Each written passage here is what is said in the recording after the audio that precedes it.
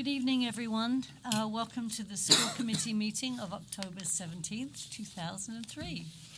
Before you, you have an agenda. May I have an approval, please? So moved. May I have a second?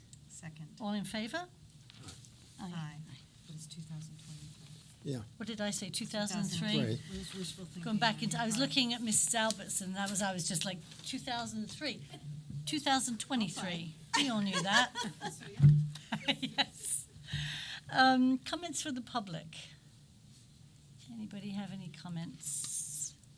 Seeing none, let's move forward to the superintendent's report. Sure. So the first thing I'd like to do is look at the calendar. Everyone looks, we have a future calendar for the year 24-25 available for you to take a look at. In the meantime, I'm going to pull up my notes, which I conveniently left on my computer.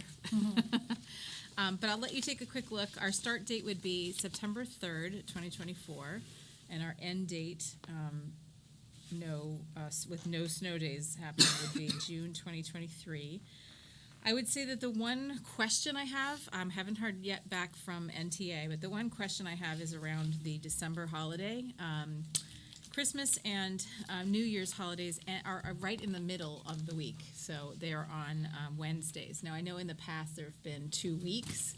The problem with that is if we allow for 2 weeks to happen, then we are going to push our snow days into July, and that's the additional fiscal year, so we really won't be able to do that. So I left it this way, but I haven't heard anything yet back from NTA, but that's currently what the plan would be, is to have that.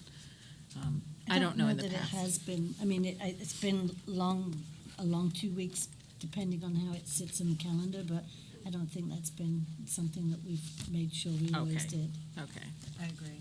all right. So if there are no questions, then I'll certainly move on to the next piece if necessary. Does anyone have any questions? Have you looked at the calendar?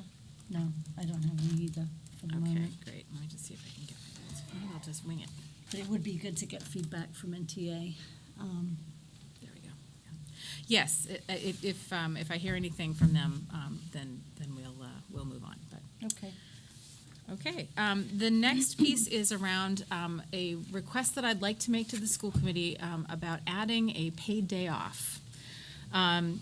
I wanted to bring this to the attention of you because I've discovered that over 90% of Massachusetts school districts give the Friday after Thanksgiving to their staff as a paid day off. It's not a holiday, it's not a national holiday, but it's a paid day off. And I wanted to propose that we do the same. And this would affect our union and non-union employees, specifically administrators, ESPs, and facilities and grounds who are 12-month employees. So teachers and teaching assistants already have that day as their in their contracts as a day off. The town of Nantucket, I went to the town manager to ask, and she shared with me that they have actually a floating holiday that they are able to use between November 1st and April 1st. And so this would kind of mirror what they're doing by having that additional day.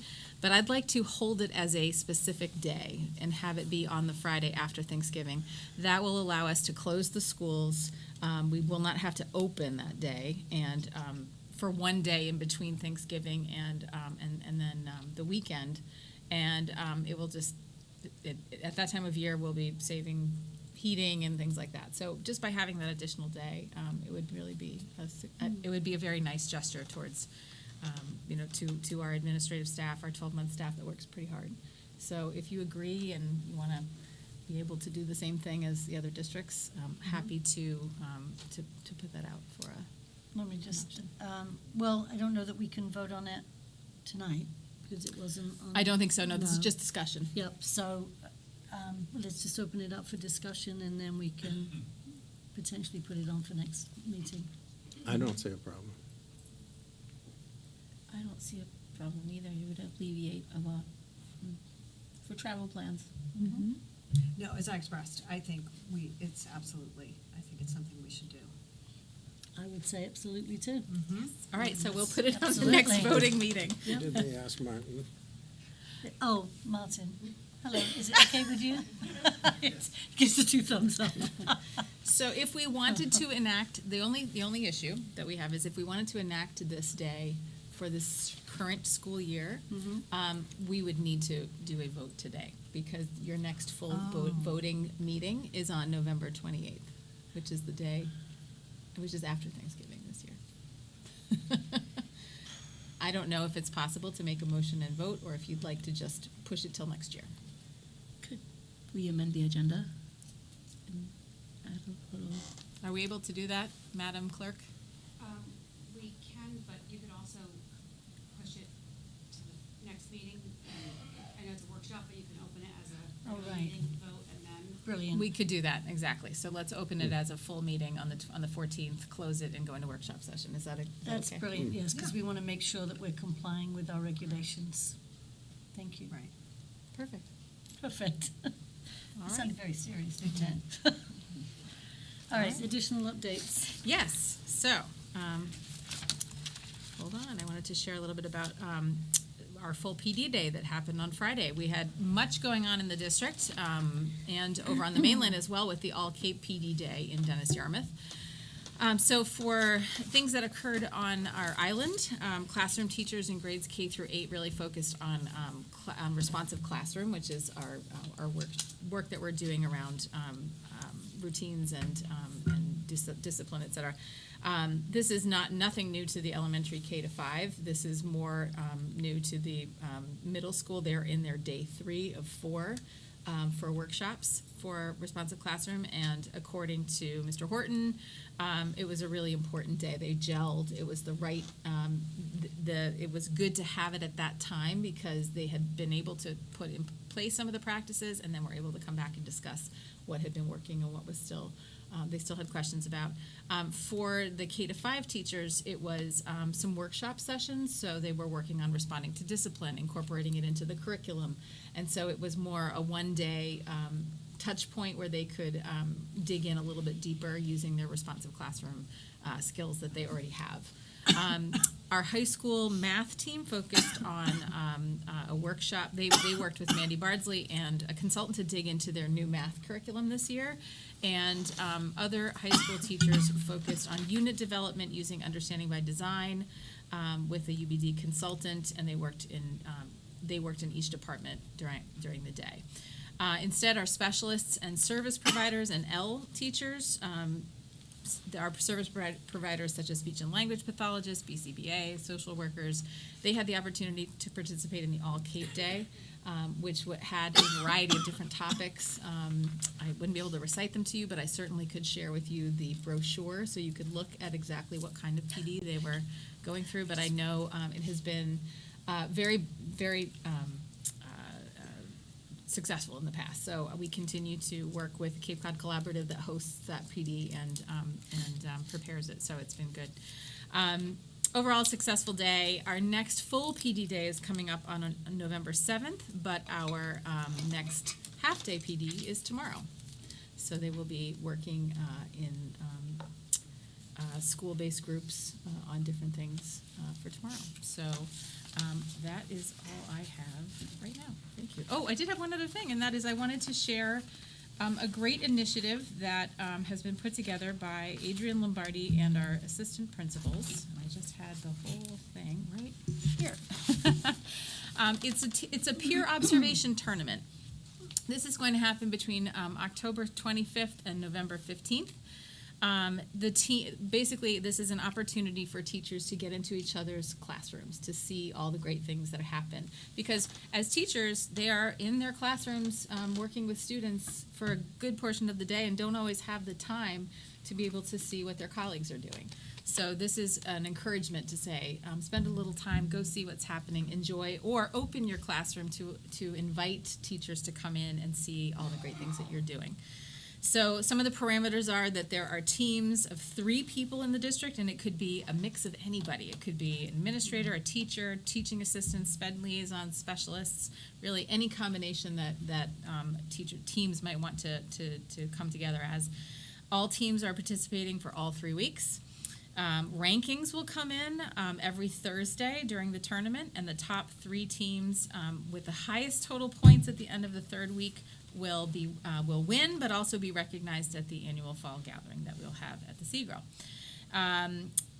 Any staff member can put a pineapple on the front of their classroom door to show that they are an open classroom and anyone can come in and pop in and see what's going on.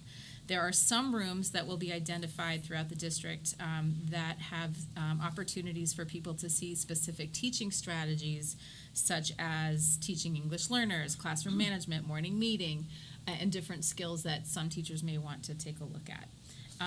And in some cases, there's also an opportunity for our first-year teachers to have something called the Pineapple Express ticket, where they actually get they get help for coverage from administration for 15 minutes, 20 minutes, so they can get into classrooms, and they'll get 2 chances to do that. So an exciting opportunity, and I'm excited to allow this to happen. I think it's been a long time coming. It's great to have that opportunity for any staff member to open their classroom, but also to go and see all the great things that are happening in their colleagues' rooms. So thank you very much to Adrian and the APs and all the other administrators who were involved with that. So I'm very happy. about that. Sounds like a lot of Yep. fun. Yes. Lot And of pineapples. Yes, I hope so. And finally, we do hope that our NPS pep band will be playing this weekend if the weather allows. So, fingers crossed. And that's it. Good. Any other questions for Ben? Bruna? Thank you for Okay. saying All right, moving on to presentations and discussions. I'd like to invite Martin Anguelov up. He's our finance director. Good evening. So this is the first quarter update. It includes basically the month of September for us. So it's not yet there aren't major numbers, but as you can see, we are already $1.9 million ahead of where we were last year as far as total expenditures and purchase orders or forward commitments are concerned. So 26% of the budget so far has been expended as opposed to 22 last year. That is mostly driven this year due to increase in out-of-district tuitions. We have 13 kids right now that range anywhere between $88,000 and $305,000 a year for their tuitions. So that account, that expense has increased by $1.5 million at this point of the year. We do have a higher circuit breaker this year than we did last year. Last year was $323,000. This year we have $451,000. But again, this is something that is driving that increase in expenses so far. The other part is professional development. As you know, we introduced a new curriculum this year in math throughout the district. So we have contracted a math PD provider or consultant, and that's at a cost of roughly $100,000. So there is an increase in that line on the curriculum as well. As far as payroll is concerned, payroll it shows only $8,900 increase compared to last year, which is very misleading. The adjustment for the new contract that went into effect for the teachers union were done on October 5th payroll. So you will see in the second quarter presentation that number will increase obviously in lieu of the new contract that's in effect for this current school year.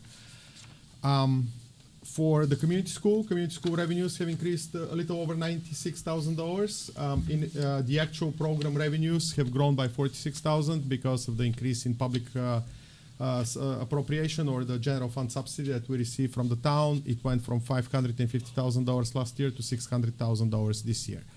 And expenses have grown a little over $23,000, mostly due to contractual obligations for payroll increases for the employees.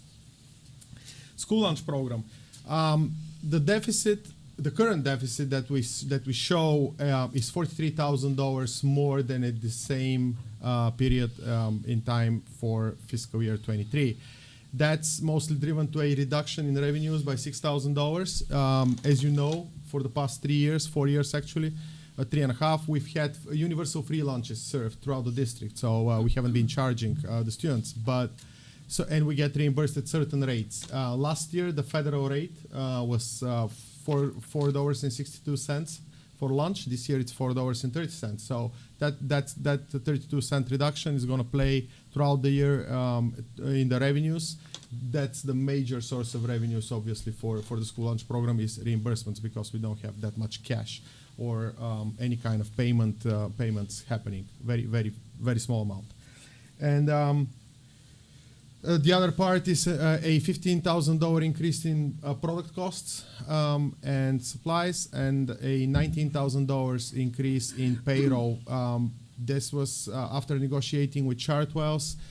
They had to bring up their wage scale a little up, so we are able to at least retain the employees we have. We haven't had a lot of luck in being fully staffed or coming close to it, but at least this was done to make sure that we keep the employees that we have from looking at different opportunities as opposed to working for Chartwells, obviously.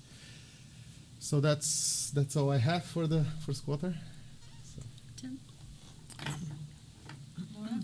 No questions. Esmeralda? No questions, thank you. None for me. Beth? No, thank Bruna? you. Okay, thank you, Thank you, Martin. Martin. Thank you. Okay, moving on to policy updates. Okay, we have quite a few. Martin, I may ask you to stay up if there's anything in particular around the school activity accounts that we want to discuss. You will see here some proposed amendments that basically cut out everything, and not everything. I'm just saying there are pieces that are cut out. We are not adding anything. What has been recommended through some changes at the state level is to do away with the student activity checking accounts. So basically, we are planning to remove that, and all deposits and withdrawals will go through the finance department. So it will not be there will not be a checking account to hold deposits, hold withdrawals.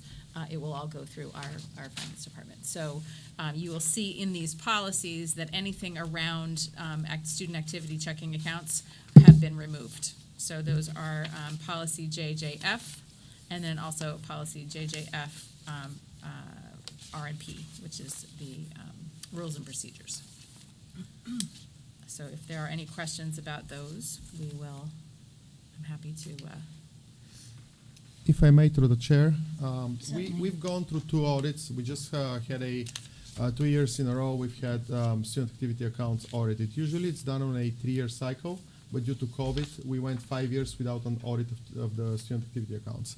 So we had one last year. We just completed one last week, and I actually received the report on Friday, and I'll be presenting it together with Dr. Hallett. We'll present it to the attention of the school committee at the subsequent meeting.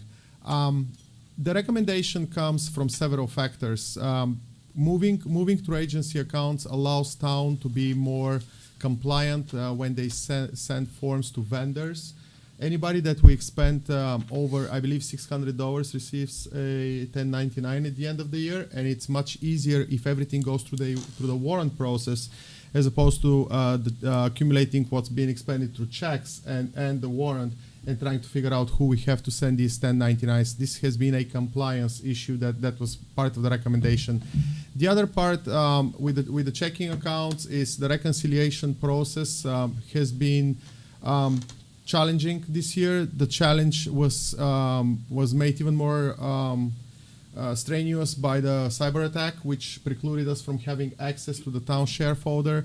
I have to give compliments to every front office in the district and the principals. They did a great job reconciling before the auditors got here, so we had everything matching, and the audit, as you will see when I presented, did not have any discrepancies or any kind of recommendations as far as mishandling of cash. So I don't want people to get an idea that this is being done in a way to stop any kind of misappropriation or any kind of dealings happening. Everything has been reconciled and everything is great. It's just this would streamline the process. It would create with a more fluid communication with finance, and it would improve their compliance, especially for 1099s, which has been recommended by the auditors for several years now. So, Any questions? That doesn't change at the end of the year, the senior year, the monies left in that grade will still go to the officers, right? That piece hasn't changed? Nothing changes as far as the funds. They do belong to the students. We just act as a agency for them. So that nothing changes as far as the accounts. This is just a internal process, and it would be driven by creating purchase orders and moving every payment through the town warrant, like we do with everything else school related. I think it probably will be important to let class officers and advisors know, because as we all know who worked for the town, that the PO system and the warrants slow things down. It's a lot different from being able to write a check. So something to plan for, I would think. I agree. We do have, we look through the accounts and we look through expenses that happen every year. We do have repetitive vendors that we use for different purposes through the student activities. So I have created a budget so every front office can go and create purchase orders on a basis of an estimate. Obviously, they can be modified.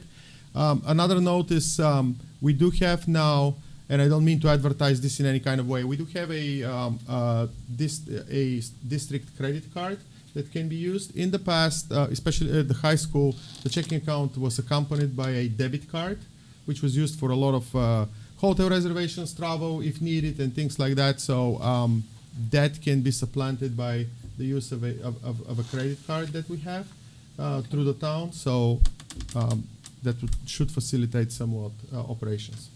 Okay. Thank you, Martin. Great. Thank you. All right. Should we move on to school improvement plans? Thank you. Thank you.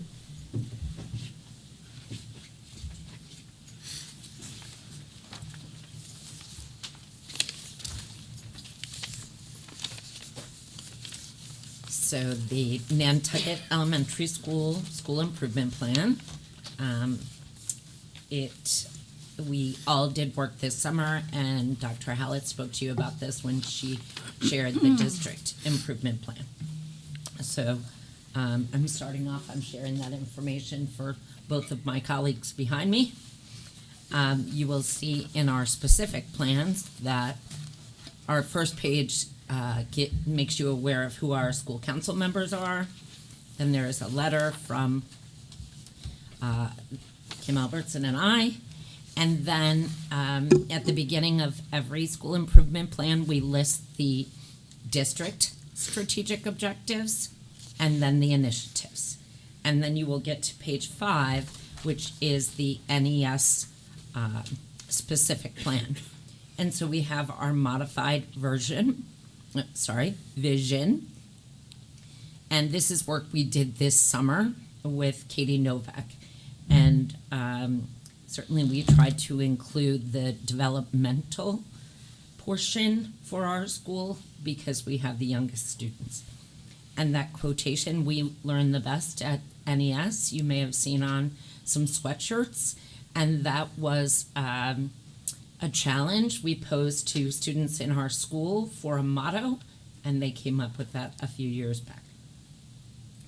So at NES, we have 3 goals, and we felt that these goals would give us the most impact. And these goals actually certainly align with the district goals, but then they align with my goals, which I created based on the teacher goals that we've all just evaluated, all the administrators have evaluated for all teaching staff in our building, and they are all in alignment with our new math resource and using Foundations Integrity, which is the ELA tools for teaching the very basic foundational skills in reading, phonemic awareness, and phonics. So our first goal is all about implementing Reveal. And our teachers are all in. They were great with workshop last year. And they are now really jumping into this new resource. And we feel very supported by Allison Mello, who is coming throughout the school year. But in all of our sessions, she does provide opportunities to ask questions and get questions answered, and tips and tricks to navigate this new resource that is dense. There are tons and tons of components to it, but our teachers are all in, and that is a professional practice goal, I would say, for 90% of our K-2 teachers. And that's all about increasing student achievement. And we know that math has been an issue that has been raised for the district in an area we wanted to improve for years. Our second goal on page 6, ideally we would love to spend time going to the English language arts standards and really aligning the work that our smart teachers have been doing for years to those standards. What we decided to do differently this year was just to start with phonemic awareness and phonics and make sure that we were doing work with fidelity so that we could vertically make that happen for all of our grade levels. We do think that phonemic awareness and phonics work, which you have to do before you can teach reading and comprehension and writing even, by doing that work, we best set up our students for reading, which will best set them up to do math and writing and also be ready for MCAS. So that's what our second goal is. And then still doing scope and sequence work there, but we've started with this we must have fidelity to those two resources that we've had in our school for a couple of years now. And then the last goal that we have, we also feel is very connected to not only the district plan, but what's most important when you're teaching children. And that has to do with, we want people to feel like they belong. And so that is touching the SEL work that's happening. It's touching the responsive classroom work that's happening. We're thrilled that all of our new teachers take the responsive classroom core course that runs September through December, one Saturday per month, so that we're all speaking the same language in our school. And then a really big initiative that was supported last year was Education with Insight with Janine Fitzgerald. And so we are continuing our work with her this year to dig even deeper and grow the knowledge for the rest of our staff. We have 9 people who did the in-depth work, who could be sort of turnkey trainers, but we're grateful to have have Janine coming back with us to support that work. And that is all about knowing who we are as adults and then being able to look at our students, and if we know who we are, we can pretty much know who our students are, but because we're all different, there are different ways to approach the kids. And we know the most important thing for academic success and social success is that sense of belonging and relationships. And so that's what the Janine work is. Terrific. Thank you. Do you want to do questions so that Kim doesn't have to come back up? Any Sure. questions for Kim? No. Thank you, Kim. Thank Thank you. you. Thank you. We also have many overlapping goals to what NES is doing, and I think hopefully as you look through, there's going to be overlapping goals amongst all of our school improvement plans because they all came from the district improvement plan, and just kind of cascaded down to how does it really look at each individual school. One of the things that we all did this summer was really work on what our vision is going to be. In order to set goals, you have to know where it is that you're heading, and so the vision was something that we spent a lot of time on as an administrative team, and then we were able to work with our staff to share that with them, a draft that we had, and really have them pick it apart, kind of almost word by word and phrase by phrase to say, you know, what in here really needs to stay, what in here is something we have questions about, who are we really, And then we were able to take all that input back and go through everything and come up with what we hope is a shared vision. And you can read that. I'm not going to read it to you, but essentially every goal that we had then needed to relate to how are we going to eventually achieve that vision. We do have a shared goal that NES talked about, and that's our math instruction with the new program.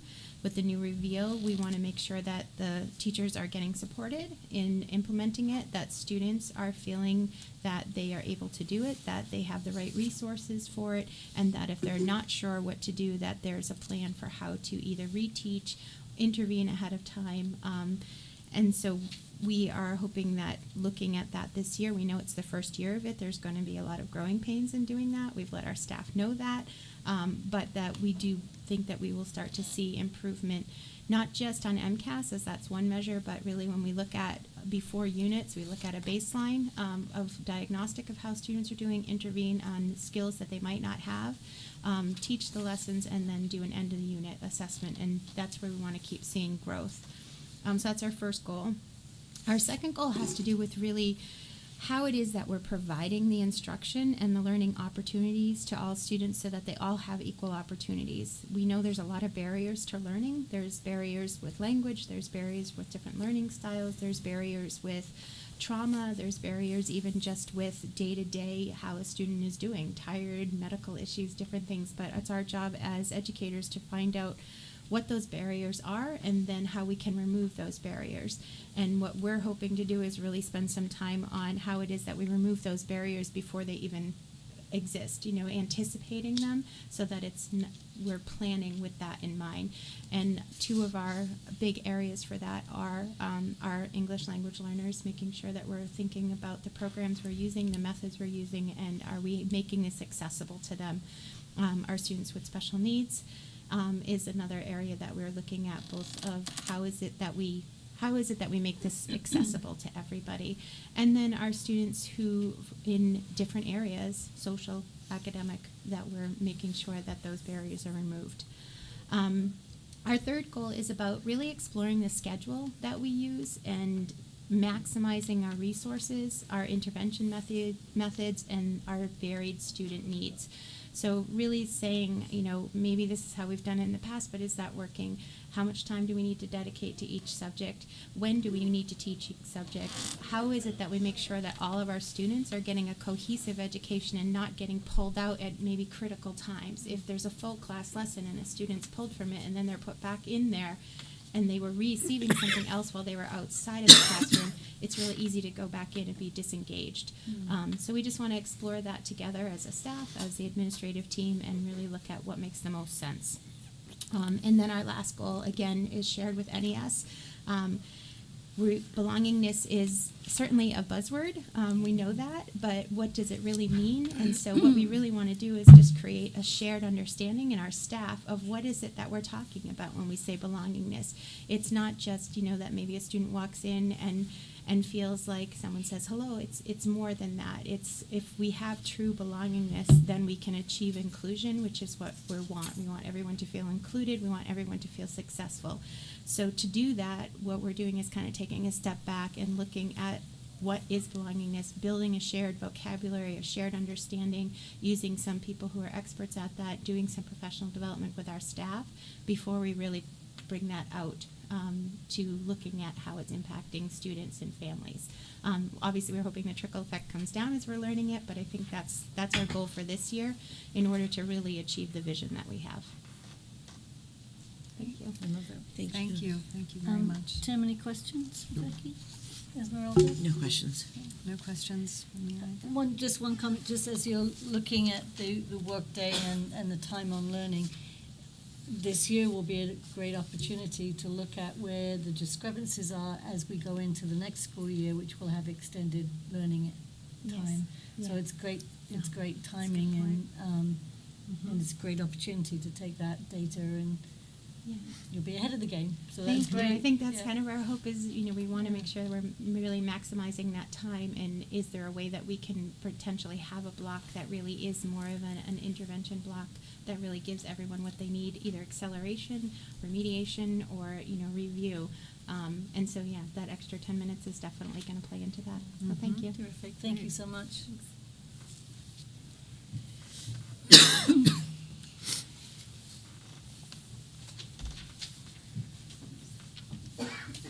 Good evening.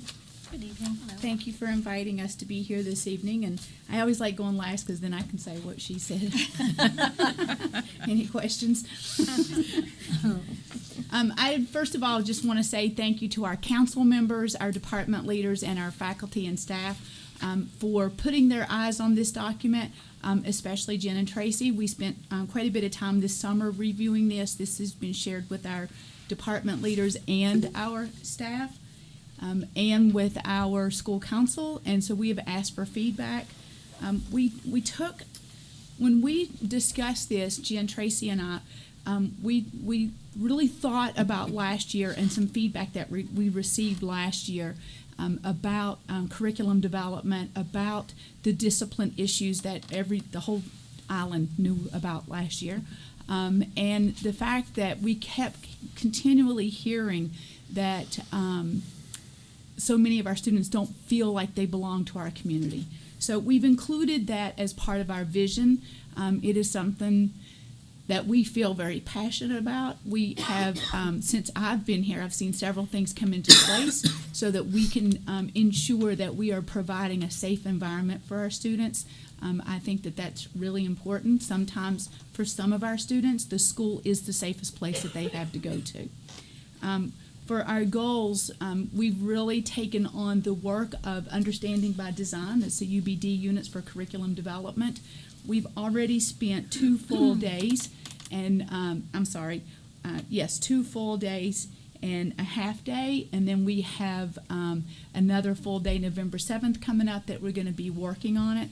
We have contracted with a consultant. Her name is Ronique Carter. She's been very informative about the process, and she's provided our teachers with a lot of resources and worked with our departments to help them not just write the UBD units, but to put them together, to understand the various parts and be able to have solid curriculum planning with engaging strategies and the various parts that we want to see in the classroom so that we're engaging our students in the instruction. We and thanks to Dr. Gately, who has helped to support the co-teaching work that our teachers are doing. We have 10 of our high school teachers that are going through co-teaching training, and Barbara Cohen, who has come in and will be working with our faculty and staff on SEI strategies and ensuring that that's part of the instruction in the co-teaching, but in our classrooms in general. So our second goal is all around co-teaching and SEI strategies and ensuring engaging strategies. And to go to the discipline, we've brought in restorative practices this year as a school-wide initiative. We, Jen, Tracy, and I actually did a day and a half training ourselves this summer with a consultant. And then because we felt like we needed to understand the language before we brought it to our faculty. We had a full day in August, and we have we have 2 other half days that we've already scheduled. The whole thing about restorative practices and what some people will say is that, well, if you use that, it's just warm hugs and there's no real accountability. Well, that's not true. There is accountability, but there's also education that comes with it. How do we teach our students that when they get into difficult situations, when there are conflictual situations, how do they get out of that and save themselves? How do they restore relationships whenever there's been a problem? Whenever there's something that happens in a classroom, there's bad behavior, how do they now repair and restore that relationship with the teacher so that they can continue come in the next day and continue to be successful? So we're doing a lot more work with that than we're getting kind of a slow start. We actually just opened up our PLC program, and all of our PLC groups are going to be around restorative practices, because we want to help teachers understand that this isn't something that's added to what you have to do every day, but it's already part of it. But we need to identify that, and we need to make sure that we understand that that really is part of part of what we're doing. And we kept a fourth goal, and that is around the multi-tiered system of support. We believe that we do this, but we still don't believe that our teachers are completely embracing the process, and we know that we need to streamline that process so that our students are being identified correctly for interventions that they may need so that they can continue to be successful in the school year. And this is not one of our goals, but I just want to add this really quick, is that we have been accepted with the DESE for scheduling cohort. There's 8 schools that they're working with, and Nantucket was fortunate enough to be included in that. We are taking a full look at and teasing apart and analyzing what's happening with our high school schedule, what's working, what's not working, and where do we what do we do for changes? What do we need to change so that we are making sure that our multilingual learners are able to take elective courses, which has been kind of a struggle for some of them with their double block ESL classes, and making sure that our special needs students are accessing everything that we have to offer. So we're taking a full look at it. We have a nice committee, and I appreciate that Paige Martineau, Darren Lucas Hayes, and Courtney Foster are faculty members, and Miss Sarah Dallas and Dr. Hallett are a part of that also. And so we've started that process, and we're looking forward and kind of excited on what we're going to learn and what changes might be coming down the road for us at the high school. That's great. Thank you. Just check if there's any questions. Tim? Bruna? I do have one. The understanding by design, this is a return to that, isn't it? Because wasn't there was a block of time where you were not using that? No, I think that they've been using UBDs for quite a while. There's been some time that they got away from. They haven't had the training in a while, and because we have so many new teachers, we felt like it was really important that we do the training, because they need to understand better, like, how do you put that together? What does essential questions mean, and how do you put those objectives in there? There's 3 different phases in the curriculum design makeup for developing a unit, and so we wanted to make sure that they really understand and are providing the time. So what's been said since I've been here is that they have been using it, but the time hasn't been there to really do it with fidelity like it needs to be done. So we've taken that to heart, and we've made sure that we're allowing that time this year. Great. That's great to hear. Thank you. Esmeralda? No questions. Just a quick question. With the restorative practice, you mentioned about the student returning back to the classroom and the relationship with the student and the teacher. Is there a component in that also to restore the relationship with the students that are in that class? Oh, of course. 'Cause I often think a lot of times if there's a student that is removed multiple times, then it can harm the damage of the relationship. So yes, there's a couple of things that can happen. There are harm conferences where students have an opportunity. So if there's, say, an altercation between a couple of students, they would have a harm conference, probably with one of our assistant principals, possibly with the teacher involved also, so that they each have an opportunity to hear the other out as to what potentially was the catalyst for that issue to begin with, and then what is it that we might need to solve so that we can still coexist in the classroom together and not have future issues. Then when you go into the classroom, what's recommended is that teachers would consider doing a restorative circle. And then when you do a restorative circle, every person in the circle has an opportunity to speak without interruption. And so there would be certain questions. For instance, let's say there was an altercation in the classroom. Then the teacher might say, so how did this make you feel at the moment? So, I hope I didn't do that. I'm sorry. So they would have the opportunity to go around, and each person might have something to say. Is that, I felt a little afraid, and or I knew it wasn't a big deal, or they might pass because maybe they don't want to share their feelings. But it's a way so that students are taking more ownership of what's happening in the classroom. So when does that circle happen? It depends. It would be, you have to look at the timing. So what's the appropriate timing? If you have a couple of students that there's been a problem, you want to make sure that that's been taken care of first and that they're comfortable being part of it. Because you certainly don't want it to come in and become accusations, and that it makes a bigger problem rather than restoring the success in the classroom that should be there to begin with. Thank you. Mm-hmm. Okay, great, thanks, Okay, Mandy. thank you. Thank you, everyone. Thank you all. Okay, we have a homeschooling report by Mellisa Devitt. Welcome.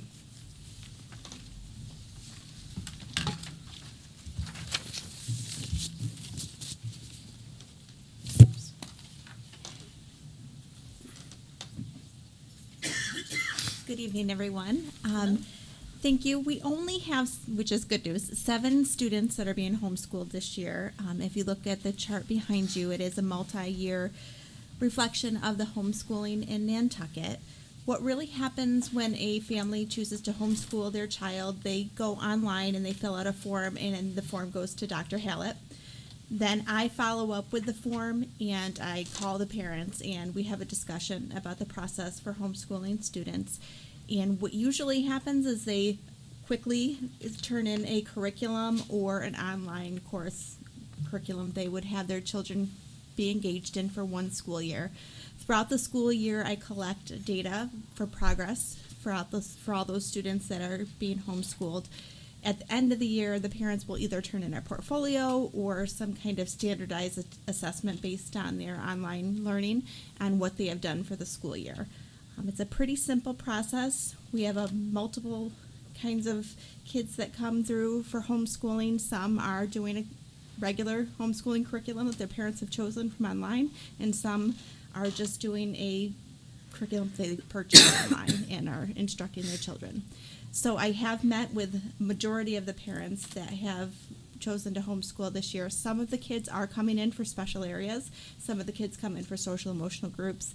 Some are just coming in to play an instrument. So they have lots of different ways that they connect with the school. So they're just a hybrid component to the homeschooling. Great. Any questions? Tim? How do you identify them unless they present themselves and say we're homeschooling, how do you know? That's an excellent question. We don't, it's not like a child find situation, but what we do is track throughout the school year. So I do have a record of all the students that were homeschooled the previous years. So I go back and I make sure that they're either registered through the school or they have submitted their homeschooling application. And there has been a couple situations where I had to go back and be like, what's your choice this year? Are you going to register? Are you going to homeschool? But yes, there's really no real way. In the perfect world, they would either register or not register, but where we are here on Nantucket, it's a little unique. So if they are moving to a different school district and they have been homeschooled, they really should be contacting us for our records, but there really is no way that we could hold anyone accountable. Now, if they didn't follow the procedure and we knew that they are on island, we would have to follow up with the Department of Social Services or someone to look into that to make sure that the student is going to school or getting some kind of homeschooling program or is going to get registered or is registering somewhere else. So. Laura? If I may, how many families do those 9 students represent? Only seven students. Oh, 7. And 6. One has 2 students, yes. Thank you. Esmeralda? I don't have any questions. Okay, thank you. Bruna? None for me. Okay. Thank you so Thank much. you. Okay, we invite Mandy Vasil back for advanced placement results.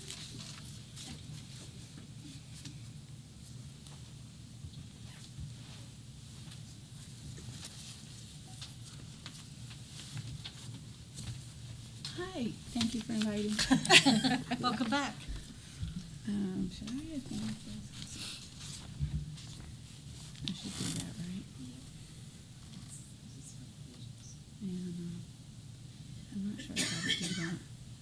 So, As always, I'm always happy to talk about the work that our students are doing.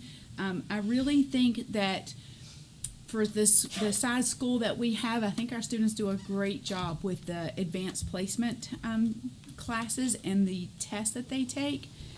And just taking a quick look at the 5-year overview, I always find these interesting.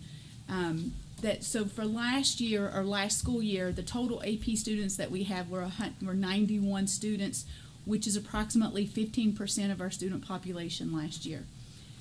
Of those 91, they took 164 exams. And AP students with scores of 3, 4, or 5, 56 of our 91, so a little better than half, actually scored a 3, 4, or 5, which was 61%. So yeah, more than half. And the scores 3, 4, and 5, because I always thought it was just a 4 and 5, but apparently some schools will accept a 3, depending on what the exam is in which school. So when we say current year score summary, it's for 2023, and again, total number of students taking exams was 91, and then you can see. So this is the score report. So 14 of it would be 164 exams. So 14 of the students scored 5s, 25 4s, and 36 a 3. I think that speaks well for our students and especially for our teachers. And this is a breakdown. I'll just give you a second to take a look at it. It's the breakdown of how many exams were taken for each category. What we offer in the school in person is biology, chemistry, English language, English lit. Last year we offered environmental science. We had AP statistics, U.S. government and politics, and U.S. history. We had the calculus AB. We had the calculus BC, computer science, music theory, and physics were all VHS classes. So students elected to take an AP an AP class with the exam through the VHS program, which is one of the things that we do like about VHS is that when we can't offer an AP course if there's only going to be 4 students to take the class. 10 is really should be the lowest. We have done 7, 8, or 9, but 10 really should be the number. It's a good number for discussions and doing classwork and that kind of thing. This slide, this isn't in your, I don't know if this is in your packet, but the breakdown for ethnicity, and this is for you, Ms. Pro. It's not in our packet. Thank you. So we did break this down, and I apologize, it wasn't in your original packet, but when I went through it, I went, oh, wait a minute, we need that breakdown. It's very unbalanced. So we have 70 of the 91 students who are white that took the exams, 3 Asian, 3 Black or African American, 9 Hispanic or Latino, and 6 of 2 or more races non-Hispanic. And yes, it's unbalanced, and I'll say that right out of the gate. It's not because we don't encourage them to take the test. It's not because they're not able to take the test. And I actually want to say, as we go through the scores, you will see that our students do really well, and all of our students are encouraged to take it. That's why we have open enrollment. So a student could say, I want to try an AP class. We've had a couple of students just since I've been here that have tried an AP class, and after the first quarter, I don't think I can do this anymore. But they tried it, and I think it's important. For me, the most important thing is not their final score. And I know some people probably, that's not a popular comment, but I think the most important part is the rigor of the class. It's very much like what's going to happen when they go to college. So if they are college-bound students, this is a great way for them to get ready for it. So I think it's really important. We would like to see more of our diverse population take our AP classes, and I believe our teachers would as well. So we can take a quick look at each of the we'll just go through these really quick. What I think is important about the score reports, and I did go through and figure this out, is that the biology, the calculus, BC, English Lit, environmental science, and physics through VHS, our students scored above the Massachusetts average. For English language, biology, calculus, BC, physics, English Lit, environmental science, and computer science, all of those scores were above the national average. So I think that speaks well not only of our students but of our teachers who are putting in the time. Our teachers come in on Saturdays. They're there. Sometimes they have students who come in at 7 o'clock in the morning. They do Saturday practice exams. So they're putting in the time to really support that they are ready to take these exams in the spring. So you can look through these. So it's the biology, calculus.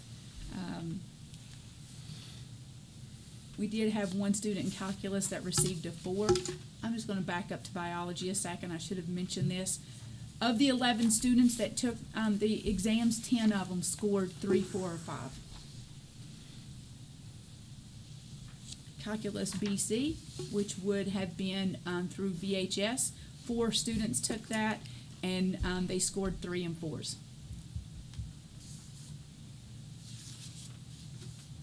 Another calculus. Chemistry, so we had 13 students, and 11 of the 13 scored 3, 4, or 5. English language, 33 students, and we have 20 students. 20 of the 33 scored 3, 4, or 5. English Lit, this is pretty amazing. All of the students, all 15 that took the English Lit scored 3, 4, or 5.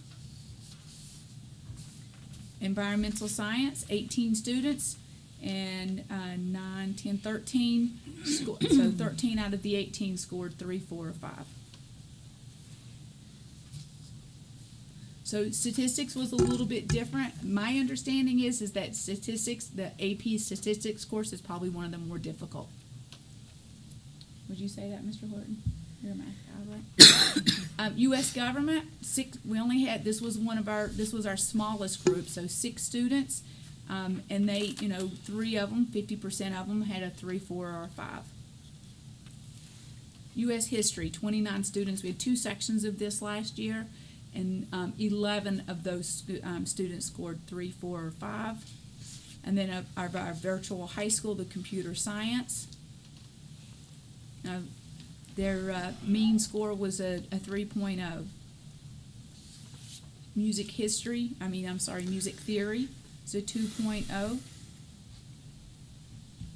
Physics, the student made a 3.0 and made a 3 on the exam. So, certainly there's room to grow, but I think that our students fare fairly well on these exams. And, I'd like to, first of all, I want to thank Shonda Bartlett for putting this presentation together for me, who's also our AP coordinator, and she makes sure that they have the testing sites and the testing rooms and everything's ready to go, and all the exams are ordered. I just want to mention our AP teachers so that everyone's familiar with who our teachers are. This year's teachers are Ann Faniff, Jamie Kuritek, Todd Zachman, Aileen Wiggin, Nancy Christie, Patrick Gregorich, Heather McDonald, and Darren Lucas Hayes. And while Miss Wiggin is out on leave, Mr. Laredo has stepped in and has taken over her AP exam courses. Last year's teachers who have left and gone to other places, Stacy Edswell, Dr. Williams, and Ashley Ayersman, were also AP teachers, and all of these teachers, I can't say enough about how hard they work and how much time they put into it and how passionate they are about making sure that their students are ready for these exams in the spring. Great. Thank you, Mandy. Thank you, Mandy. Questions? Do they have to pay for the exam? Yes, sir. They Is do. that a barrier to some of the kids? I'm going to say no, but I would be remiss if I didn't say yes, that it could possibly be. But I will tell you that as long as I'm a high school administrator, any student who says that they can't afford it, then we'll make sure that they can afford it. We will find a way to make sure that it's taken care of. I've never had a student not be able to participate because of funding. So the test is, I think, 96 maybe, I think it was last year. 96, 98. I don't remember. I'd have to find out exactly. But yes, I'm sure that there are some. I think it's more students who don't take it, Dr. Lepre, I think it's more fear. Because when we talk to seniors and we ask, like, what are your regrets from going through high school? Every year, there will be a handful of seniors that say, I wish I would have taken AP classes sooner. I was nervous about taking it. Wasn't sure. I didn't do great in honors. But they will say, I wish I had taken AP courses sooner, because they don't know what they don't know. And that's why we say try it. And if it doesn't work out, then we'll rearrange your schedule if we need to. Esmeralda? No questions. Laura? No questions. Thank you, Mandy. I think my mind's ticking over here on how perhaps I can help with the house, because I think it is for some students it's a case of you don't know what you don't know. So I wonder if we can run some short courses or something like a mock exam or mock class, something. I'd love to. I think what would be more beneficial, and Miss Sarah Dallas and I were just talking about this afternoon when we were talking about the data that we were looking at, is that we believe that we need to invite parents, not just the students, but we need to invite the parents to come in and help them understand why taking an AP course for your student who is planning to go the college-bound track should take an AP course. And it's not just about the exam. Like, everyone gets nervous about taking an exam. I'm one of the worst. But it's not just about taking the exam. Again, it's about the rigor of the class itself, and it helps students to be ready for those college-level classes. Yeah. Well, if we can be of any help or provide a program, I'd love to continue that conversation. That would be great. And I think, to your point, it's great to hear you say that no student would ever not be able to take it because of funding.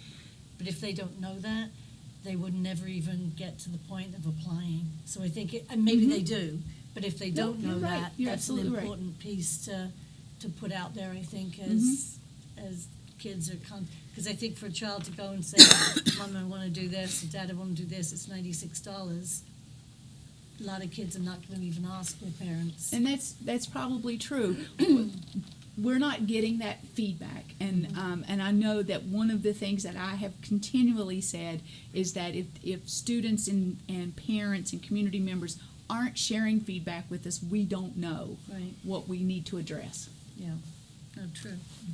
If I may, through the chair, I think both are good ideas. I think one is, Mandy, in a class meeting for juniors and seniors, or sophomores, juniors, and seniors, you can certainly share that no test will go unfunded, that we will always find a way to provide scholarships for students who need them. Good point. And I would love to explore opportunities to support students who are taking AP for the first time, and they maybe have never had that kind of a rigorous class. So looking for ways that they could get additional support, whether it's through tutoring, whether it's through something at our house, or extra help with a teacher, or something that we could set up. They would have an opportunity at least to feel supported. I think one of the biggest issues that we see for students who haven't had college education as part of their background, whether it be parents who have not gone to college, they don't have an understanding of the whole process, and it's a challenge in general. So supporting them throughout that process and starting it in high school will give them a leg up when they get to college. I totally agree, yes. Bruna, any questions? No questions. Is there a way you could correlate who's taking the test with free and reduced? We can. We absolutely can. And those students already get a discount. I forgot to say that. So students who have free and reduced, that's already a built-in discount from that price. That's right straight through the College Board.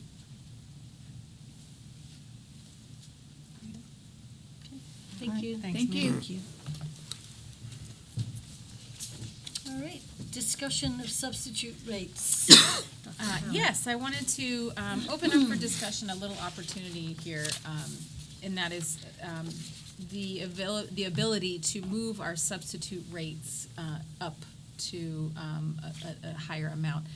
We are competing with our sister schools, the Lighthouse School and the Nantucket New School, around retaining substitute teachers, and they are their rates are a little bit higher than ours. So I would like to open the discussion for the ability to move our teacher rate and our TA rate, and I'd like to make it one, simply because we often can use one person for two open positions that day. It could be that a TA is needed in the IDSC for 2 blocks, and then that person could move into a teacher position. We have a little more flexibility and fluidity with one single rate, and I'd like to propose that it become 175 or maybe even higher. Currently, I believe that our two competing schools are at 175.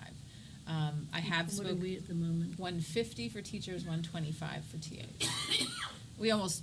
To be honest, we almost never find assistant substitute TAs. It just, you know, we'll if we need to, we'll pay a teacher to be a TA if that's a necessity. But it's very difficult. I will say that a recent article in the Inquirer Mirror actually had been a great support to us to find a few teachers who have shared that they are interested in becoming substitute teachers, and that's great. But I think that if we were able to raise our rates a little bit, that we would find some people would take us on. So, and I have, of course, discussed it with Martin, so he's aware. So you're suggesting that to be a substitute TA and or teacher, to have one rate. So let me ask you, if what's the range of TA rates, if you broke it down, do you know, by day?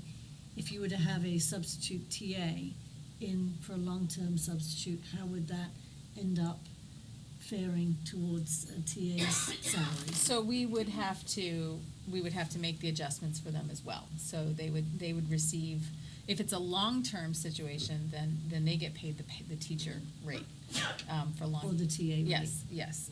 So we would make the adjustments so that it's equal. But it wouldn't be fair to be Right. asking our But the 175 a day is not higher than the current TA rate, I guess.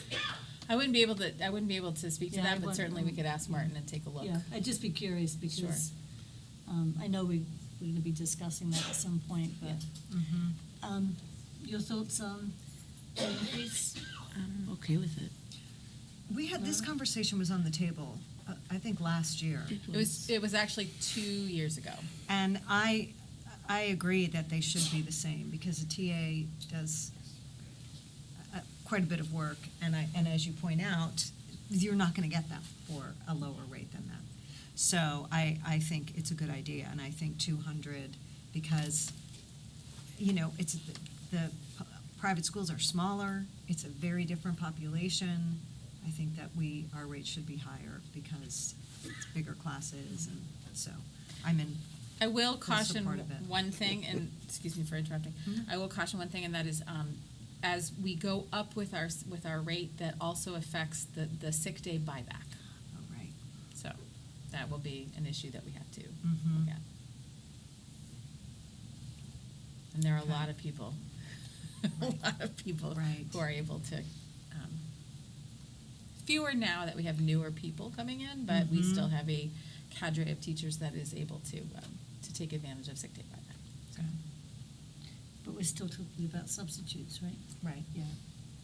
Correct, but the rate moves up.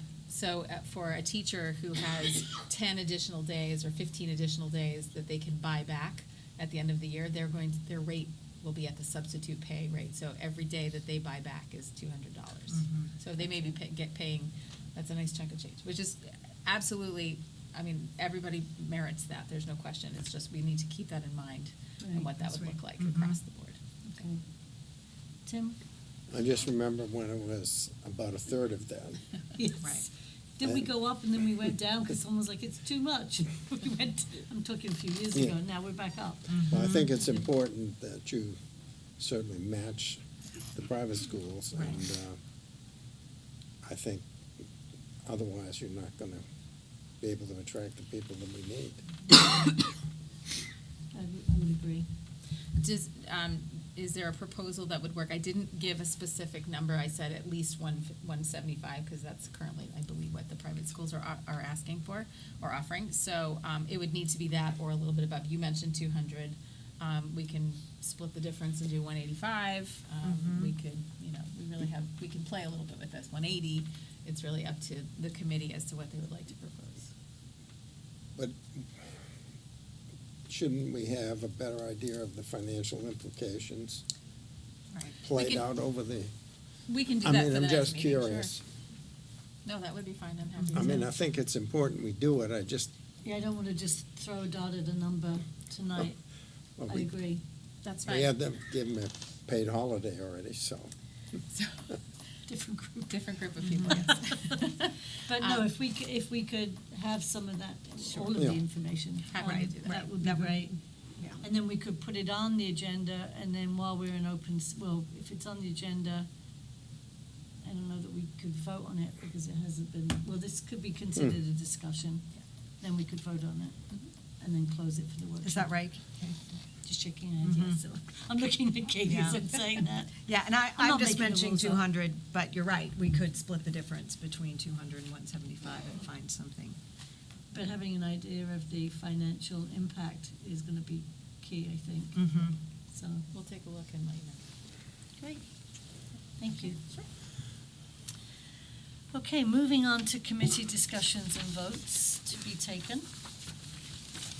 May I have an approval, please, for the CPS and NHS field trip to the Great East Music Festival, Six Flags, New England, for May 10th to the 12th, 2024?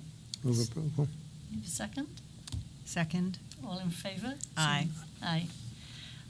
Vote approval, please, for the proposed changes to policies JJF, JJF R&P, Student Activity Revolving Accounts. So moved? Second.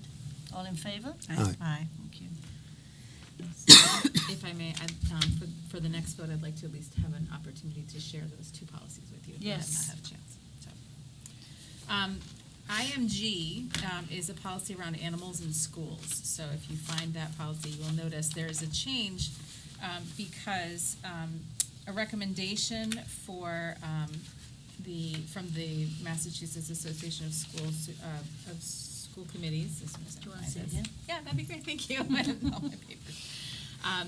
To split the policy because we have, there are more and more districts that are including service, therapy, and comfort animals in their schools. So they wanted to take that section and remove it and have that become a new policy, IMGA, and keep the animals in schools, which sometimes refers to turtles and hamsters and chickens and things like that, as in a different way. So we've got IMG, which is animals in schools, and then we have service animals in schools, IMGA.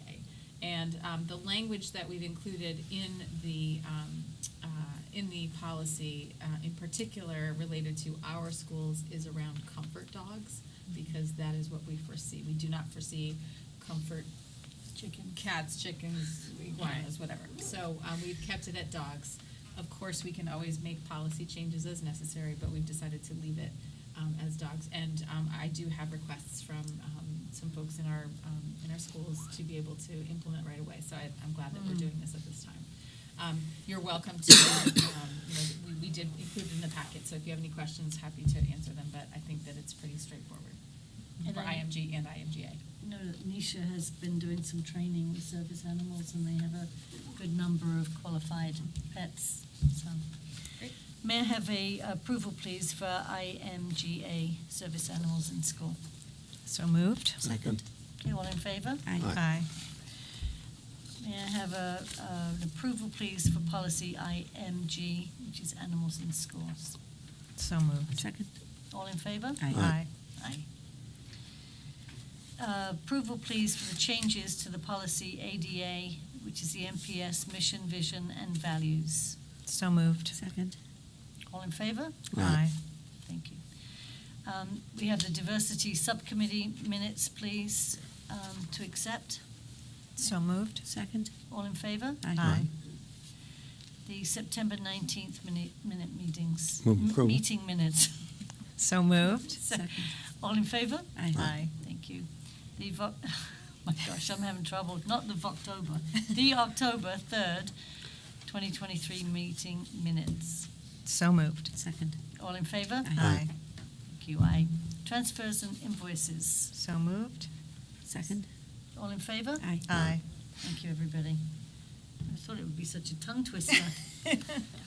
All right, subcommittee work. Who's been meeting? Who's been? Well, we had our policy, and you see the results of that, the changes that we Yes. made. I had a Cape Cod Collaborative meeting last week, which was a lot of feedback around the Professional Development Day and what some of the, the at-risk populations at some of the schools, what's happening there. Always the discussion of bus drivers, and it ended strangely abruptly where, I don't know what happened, but the internet went out, and then we had to send in a vote, but nothing really monumental to report. Great. Did the diversity group meet again or no? We met a few weeks ago, and I believe Chantal gave an You update. voted out on that, yeah, okay, hasn't met since then, okay. And no other work? If I may, TA negotiations will be starting very soon, so I do need to see Ms. Gallagher at the end of this, so that All we right. can talk about a date. Okay.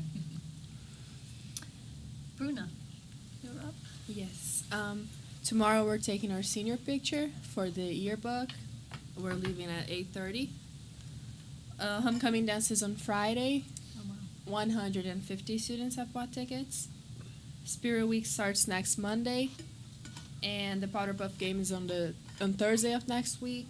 Bonfire and Pep Rally are on the Friday of next week, and on the Saturday of next week, we're gonna have the parade at 8:30 a.m. and the games against Martha's Vineyard start at 9.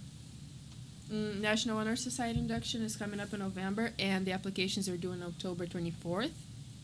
The end of quarter one is November 10th, and the drama club is gonna present the play The Witches in November. Oh, nice. It did get confirmed, wonderful.